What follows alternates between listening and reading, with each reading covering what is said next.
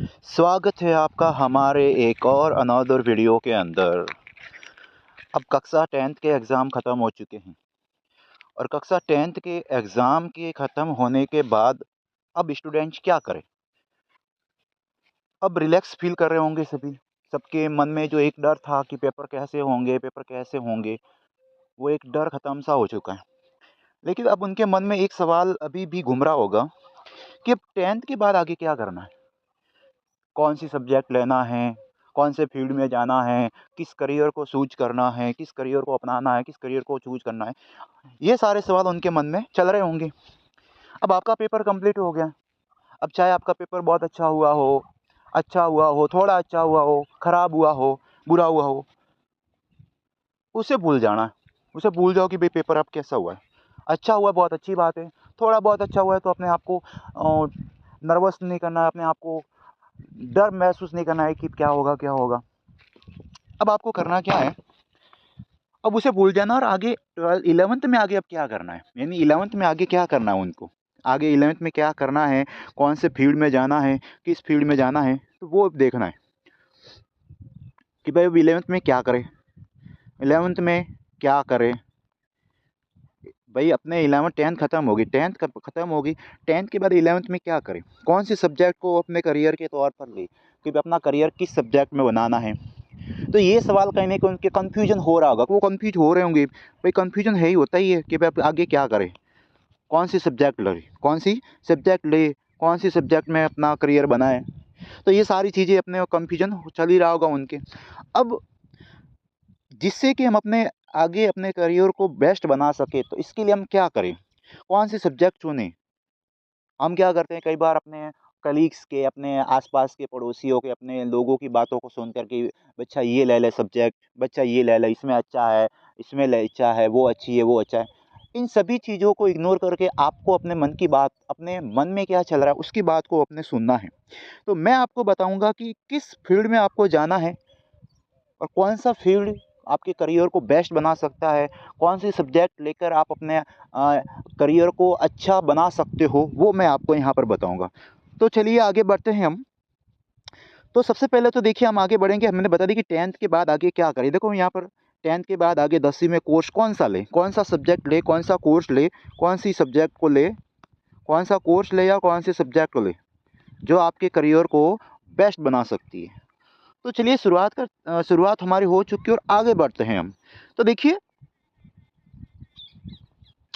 हम आगे बढ़ते हैं। अब बात करते हैं यहाँ पर देखिए, हमारे पर करियर ऑप्शन आफ्टर 10th देखिए, अगर आप ये करियर ऑप्शन की बात करें आफ्टर 10th तो देखिए यहाँ पर आपके आपके पास सब्जेक्ट मिल जाती है, आपके पास साइंस मिल जाती है, आपके पास साइंस मिल जाती है, आपके पास मैथ्स मिल जाती है, आर्ट्स मिल जाती है आपको, आपको कॉमर्स मिल जाती है। अब कई सारी सब्जेक्ट आपके दिमाग में चल रही होती है, घूम रही होती हैं कि भाई मैं क्या करूँ, कौन से सब्जेक्ट लूँ, साइंस लूँ, साइंस बायो लूँ, साइंस मैथ लूँ, आर्ट्स लूँ, कॉमर्स लूँ या कोई वोकेशनल कोई अच्छे से कहीं पर काम करो या कोई जॉब करो, क्या करूँ? तो देखिए सबसे पहले तो आपको जॉब को तो अभी डिसाइड करना ही नहीं है, आपका समय पढ़ाई का है।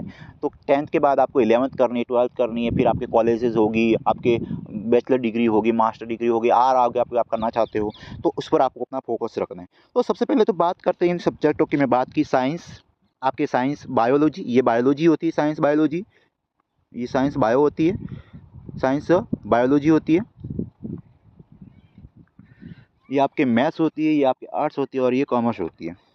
तो सबसे पहले बात करते हैं साइंस। देखिए साइंस, जो बच्चे अपना करियर साइंस बनाना चाहते हैं, अब देखो साइंस में आपका क्या स्कोप है। देखो साइंस में अगर अपना कोई करियर बनाना चाहते हैं, कोई मान लो साइंस साइंस बायो ले रहा है। अब देखो साइंस के अंदर बेसिकली क्या होता है, साइंस में दो ऑप्शन होते हैं। साइंस के अंदर बात करें तो यहाँ पर कितने ऑप्शन होते हैं साइंस में, दो ऑप्शन होते हैं। एक ऑप्शन होता है आपका बायोलॉजी का, साइंस बायोलॉजी, दूसरा ऑप्शन होता है साइंस मैथ्स।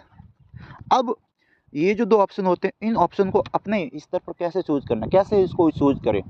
तो देखिए साइंस, मैं पहले बायोलॉजी की बात करता हूँ, साइंस बायोलॉजी की बात करता हूँ कि जो अपना बच्चे अपना करियर साइंस में बनाना चाहते हैं, विज्ञान विषय बायोलॉजी के अंदर बनाना चाहते हैं, जो डॉक्टर बनना चाहते हैं, भाई जिसका मन बड़ा है कि मुझे तो डॉक्टर बनना है। कोई होता है ना, जब छोटे बच्चों को पूछा जाता है, उनसे पूछा जाता है बच्चा तुझे क्या बनना है, तो कोई बोलता है मेरे को पुलिस में इंस्पेक्टर बनना है, कोई मेरे को डॉक्टर बनना है, कोई मेरे को टीचर बनना है, कोई बोलते इंजीनियर बनना है। तो अगर कोई साइंस अगर बायोलॉजी लेकर करियर अपने डॉक्टर में बनाना चाहता है, आजकल क्या है कि एक ट्रेंड चल रहा है कि भाई 11th-12th कर लो फिर नीट की तैयारी कर लो। तो नीट की तैयारी करके अगर उनको है सपना है कि उसका ड्रीम है कि डॉक्टर बनना है, तो डॉक्टर बनने के लिए आपको क्या करना पड़ेगा, आपको साइंस बायोलॉजी को चूज करना पड़ेगा।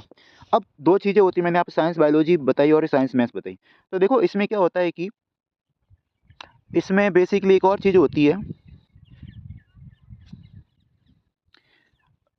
साइंस बायोलॉजी और साइंस मैथ। देखो अगर मैं बात करूँ यहाँ पर, तो अगर साइंस बायोलॉजी लेना चाहते हो तो जिसको हम क्या बोलते हैं, जिसको हम बोलते हैं पीसी या पीसीबी, क्या बोलते हैं पीसीबी। पीसीबी का मतलब होता है फिजिक्स, सी का मतलब होता है केमिस्ट्री और बी का मतलब होता है बायोलॉजी। तो अगर कोई साइंस बायोलॉजी लेना चाहता है तो यहाँ पर उनको मेन 3 सब्जेक्ट मिलेगी। देखो हिंदी इंग्लिश तो वो कंपलसरी होती है, वो बात अलग है, लेकिन यहाँ पर आपको मेनली आपको जो मेन सब्जेक्ट है वो आपको 3 मिलेगा। अगर कोई मैथ्स लेना चाहता है कि भाई कोई चाहता है कि भाई कोई अगर देखो अगर पीसीबी लेते हो फिजिक्स केमिस्ट्री बायोलॉजी, तो अगर कोई नीट की तैयारी करके डॉक्टर बनने का सपना देख रहा है, जो बच्चा नीट करके नर्सिंग करके हेल्थ फील्ड में जाना चाहता है, हेल्थ स्वास्थ्य क्षेत्र में काम करना चाहता है, नर्सिंग करके जो भी करके नीट वगैरह करके, तो उसको फिर अपने पीसी में लेना पड़ेगा, यानी कि फिजिक्स केमिस्ट्री बायोलॉजी, यानी कि साइंस बायोलॉजी बायो लेनी पड़ेगी बायोलॉजी। अब अगर एक ऑप्शन बच्चा है, अगर वो पीसी एम लेता है, पीसीएम में क्या होता है, वही फिजिक्स सेम होती है, केमिस्ट्री सेम होती है, बस यहाँ पर बायोलॉजी की तरफ मैथ्स होती है, बायोलॉजी की जगह क्या होती है, मैथ्स होती है। अब ये पीसीबीएम किसके लिए काम आएगी, जो बच्चा आईआईटी करना चाहता है, इंडियन इंस्टीट्यूट ऑफ टेक्नोलॉजी, जो टेक्नोलॉजी फील्ड में जाना चाहता है, इंजीनियरिंग फील्ड में जाना चाहता है कि मैं तो मुझे इंजीनियर बनना है, मुझे तो इस फील्ड में मुझे तो घर बनाने हैं, मुझे तो वो करना है, ये करना है, सड़क बनानी है, मुझे तो ये करना है, तो फिर वो इंजीनियरिंग फील्ड में जाना चाहता है, आईआईटी करना चाहता है, तो फिर वो पीसीएम ले सकता है। पीसीएम में वही आएगी आपकी फिजिक्स केमिस्ट्री और मैथ्स, तो वह पीसीएम चूज कर सकता है और उसको ज्वाइन कर सकता है मैथ्स करके। फिर बात करते हैं, तो मैंने ये 2 चीज़ें बताई अपने साइंस के अंदर, बायोलॉजी और मैथ्स की। फिर मैं बात करता हूँ यहाँ पर आर्ट्स को लेकर। अब फिर बात करते हैं आर्ट्स की। अब आर्ट्स में क्या होता है, अब कोई बोलते हैं कोई 11th के 12th के बाद मान लो कई बार क्या बच्चे के बहुत अच्छे परसेंटेज बन जाते हैं, फिर भी वो कहता है कि नहीं मेरे को तो साइंस नहीं लेनी, मुझे तो रिस्क नहीं लेना, मुझे इतना पढ़ा नहीं जाएगा, मेरे से प्रैक्टिकल्स नहीं होंगे, मेरे से फाइल्स नहीं बनेगी, मेरे से इतनी मेहनत नहीं होगी, तो बोला मैं तो आर्ट्स ले लूँगा।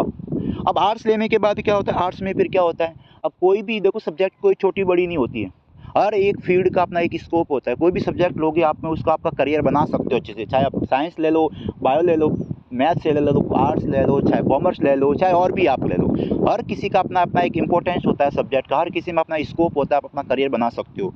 तो आर्ट्स में क्या, आर्ट्स में बहुत स्कोप होता है, जैसे कि यूपीएससी की आप तैयारी कर सकते हो, यूनियन पब्लिक सर्विस कमीशन की तैयारी कर सकते हो, आप लोगों की सेवा में लग सकते हो, आईएएस बन सकते हो, आईपीएस बन सकते हो, आरएएस बन सकते हो। ये बड़ी बड़ी जो प्रशासनिक पोस्टें होती है, प्रशासनिक जो कार्य होते हैं, यानी लोगों की सेवा में आप सरकारी तौर पर लग सकते हो, तो जो आप आर्ट्स करके कर सकते हो। कि मेरा का सपना है, मेरे को तो आईएएस बनना है, मेरे को तो पुलिस इंस्पेक्टर बनना है, मेरे को तो सब इंस्पेक्टर बनना है, मेरे को तो आरएएस बनना है, मेरे को तो पटवारी बनना है, मेरे को तो आपके आईएएस बनना है, भारतीय प्रशासनिक सेवा क्षेत्र में आईपीएस बनना है, पुलिस इंस्पेक्टर बनना है, तो ये सारी चीज़ें फिर आपको आर्ट्स करके मिलेगी। तो जिनका तो सपना आईएएस का है, आर्ट्स का है, आईएएस का, यूपीएस का, आईपीएस तैयारी करके पब्लिक सेवा में लगने का मन बना रहा है, तो वो आर्ट्स ज्वाइन कर सकता है। इसमें बहुत स्कोप है, जो मैंने अभी इतने सारे ऑप्शन जो बताए हैं, आईएएस, यूपीएस, आरएएस, आईपीएस, ये सारी चीज़ें आपको इसमें आर्ट्स में मिल जाएगी। तो ये सब्जेक्ट भी बड़ी इंपॉर्टेंट है।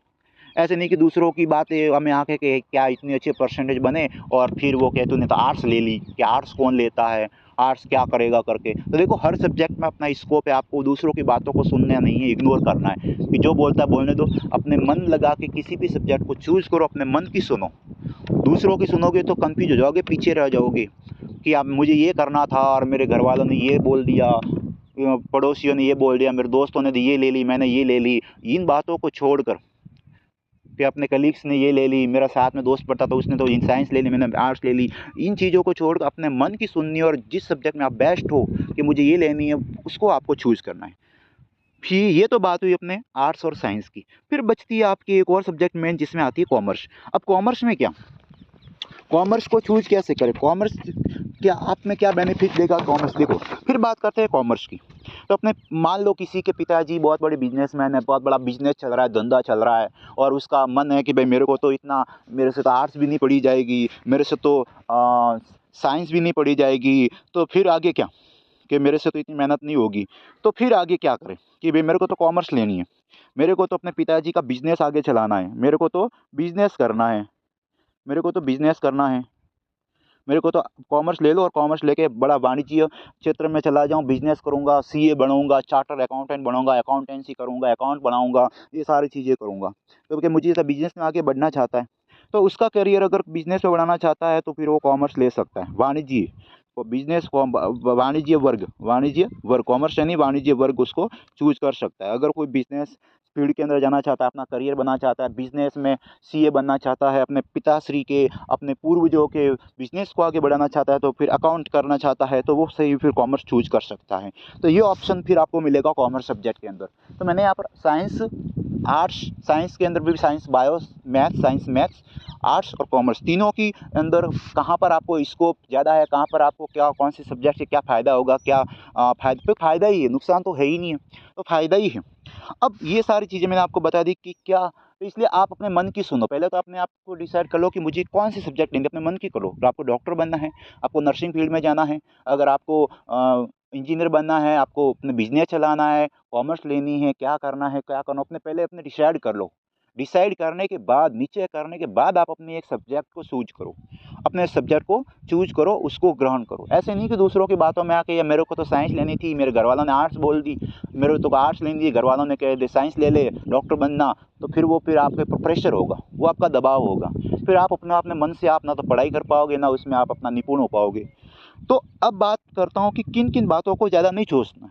मैंने ये 3 चीज़ों के बारे में बताई, 3 सब्जेक्ट के बारे में बताई कि आपको कौन से सब्जेक्ट से क्या लाभ मिलेगा, क्या फ़ायदा होगा। पहले तो कि दोस्त क्या कहेंगे, पहला तो पॉइंट आपका कि दोस्त क्या कहेंगे, कि अरे इतने परसेंटेज बन गए, 80% बन गए, 90% बन गए, और मैंने तो क्या आर्ट्स ले ली।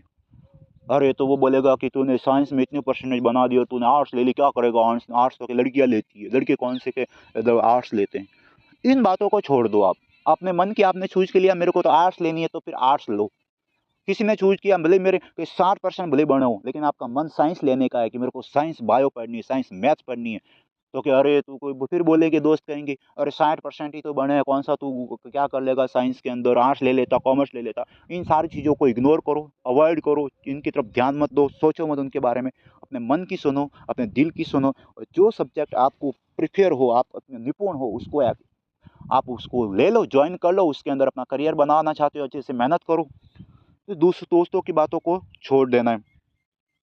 फिर आपका एक पहला पॉइंट ये, दूसरा पॉइंट क्या है, अच्छे मोरल्स, जो आपके अच्छे मार्क्स आते ही साइंस ले ले। अब देखो अच्छा मोरल्स भी होता है, अपने अपने नैतिक शिक्षा भी मिल जाती है, मोरल मिल जाता है कि हाँ मैंने इतने परसेंटेज बने, मेरे को तो ये लेना है। आप अपने परसेंटेज के हिसाब से, अब आपने बहुत सारे परसेंटेज बननी है और आपको लग रहा है कि हाँ मेरे को साइंस ही लेनी है, तो फिर आप अपनी इच्छा अनुसार साइंस ले सकते हो।